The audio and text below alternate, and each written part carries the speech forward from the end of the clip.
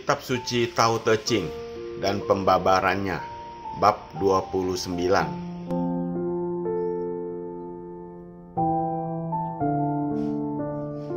Bab 29. Tao menghendaki kebebasan setiap makhluk.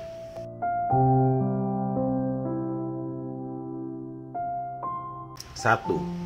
Siapa yang hendak menguasai dunia dan hendak memperdaya rakyat untuk menguntungkan dirinya, aku katakan bahwa ia tak akan berhasil.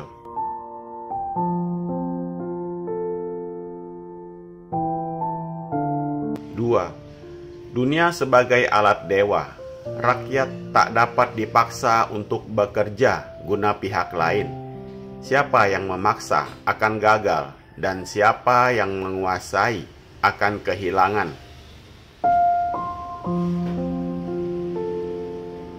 3. Maka benda-benda bermacam-macam sifatnya.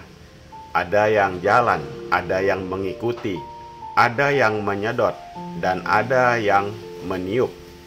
Ada yang kuat, ada yang lemah, ada yang dalam keadaan patah, dan ada yang dalam keadaan runtuh.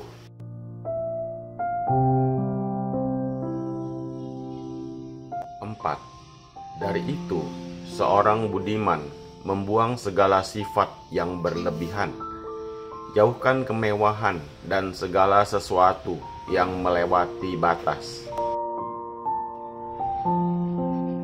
Menurut sejarah dunia, dari zaman dulu hingga sekarang, tak ada seorang raja atau kepala negara yang dapat menguasai atau menaklukkan seluruh dunia ini.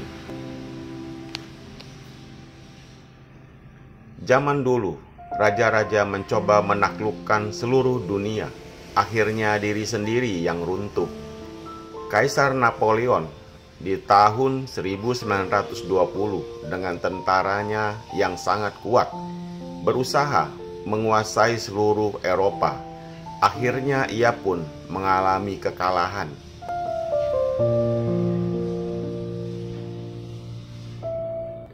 Demikian pula Hitler dengan penuh keserakahan akan menguasai seluruh Eropa dengan kekuatan persenjataan modern. Juga Dai Nippon yang akan menaklukkan seluruh Asia. Mereka semua mengalami kegagalan hingga runtuh sama sekali.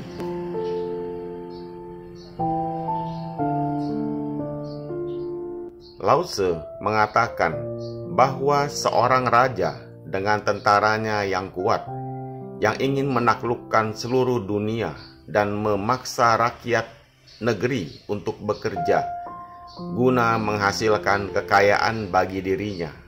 Pasal 1. Lao Tzu mengumpamakan bahwa makhluk di dunia ini ibarat alat dewa-dewa, maka tidak boleh dipaksa untuk bekerja guna menguntungkan seseorang.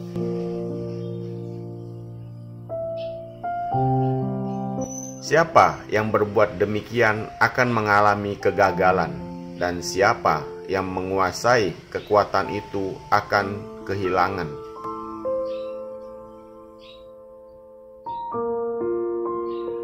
Hal ini sesuai dengan ucapan seorang pujangga Yunani bernama Seneca yang mengatakan, Homo sacre res homini, artinya manusia harus memperlakukan sesamanya bagaikan benda suci.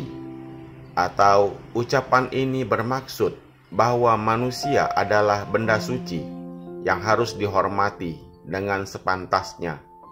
Pasal 2. Dengan mengungkapkan hal tersebut, Lao Tzu memberi kenyataan bahwa benda-benda yang terdapat di alam dunia ini mempunyai sifat dan bakat sendiri-sendiri yang berbeda satu dengan yang lain. Maka orang tak dapat memerintahkan dirinya menurut kehendaknya.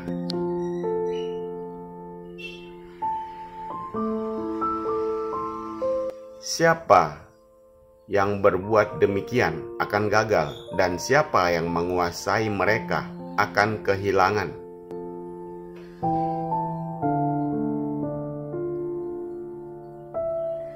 Demikian pun orang-orang yang bermaksud untuk memperbaiki dan mengatur mereka, bukannya akan membuat mereka menjadi lebih baik dan teratur, bahkan akan membuat rusak dan mengacaukan mereka.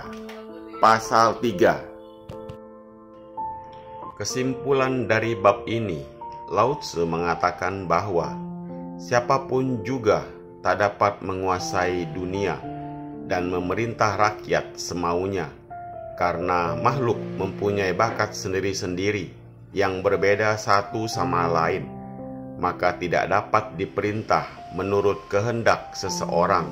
Siapa yang berbuat begitu akan gagal.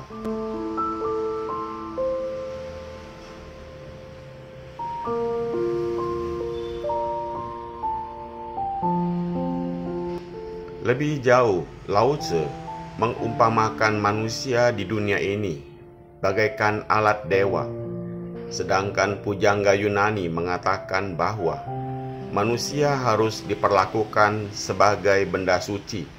Maka terhadap sesamanya kita harus dapat menaruh penghargaan dan perhatian sebagaimana mestinya.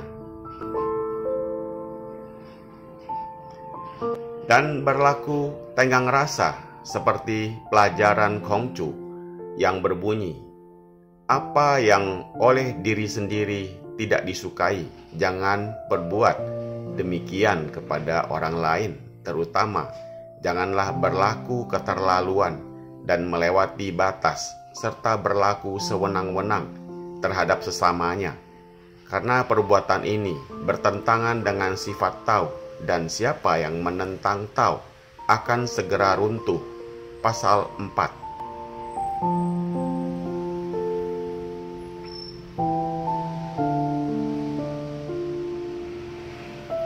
Walaupun begitu sederhana dan wajar, hingga nampaknya tidak indah, tidak mewah, dan tawar bagaikan masakan kurang garam, namun di dalam dunia ini tak ada benda lain yang lebih berkuasa hingga dapat memerintahkan makhluk, dan manusia akan takluk padanya.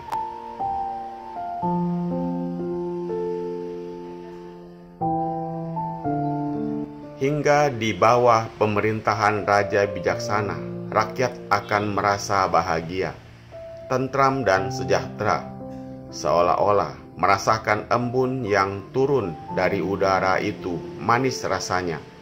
Maka walaupun tanpa diperintah, dengan sendirinya mereka dapat mengatur diri dengan tentram.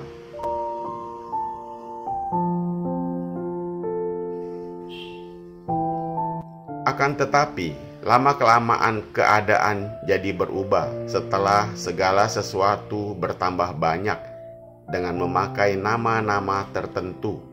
Maka timbullah segala kejahatan yang disebabkan adanya kedengkian, iri hati, keserakahan, dan sebagainya.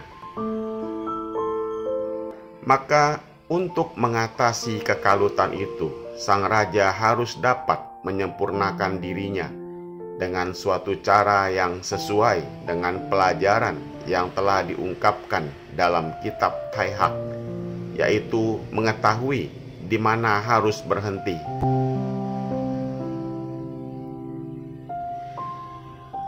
Begitulah dengan kesempurnaan yang telah didapatkan itu, sang raja dapat mengatasi segala bencana dan menyelamatkan negeri dengan seluruh rakyatnya.